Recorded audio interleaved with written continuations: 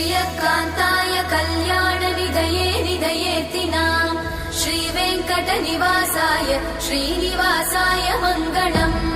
लक्ष्मी सविभ्रमालोक सुभ्रूविभ्रमचक्षुषे चक्षुषे सर्वलोकानां वेङ्कटेशाय मङ्गलम्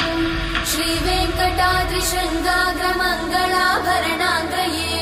मङ्गलानां निवासाय श्रीनिवासाय मङ्गलम् सर्वावयव सौन्दर्य सम्पदा सर्वचेतसां सदा सम्मोहनायास्तु वेङ्कटेशाय मङ्गलम् नित्याय निरवध्याय सत्यानन्दचिदात्मने सर्वान्तरात्मने श्रीमद् वेङ्कटेशाय मङ्गलम् स्वतः सर्वविदे सर्वशक्तये सर्वशेषिने सुलभाय सुशीलाय वेङ्कटेशाय मङ्गलम्।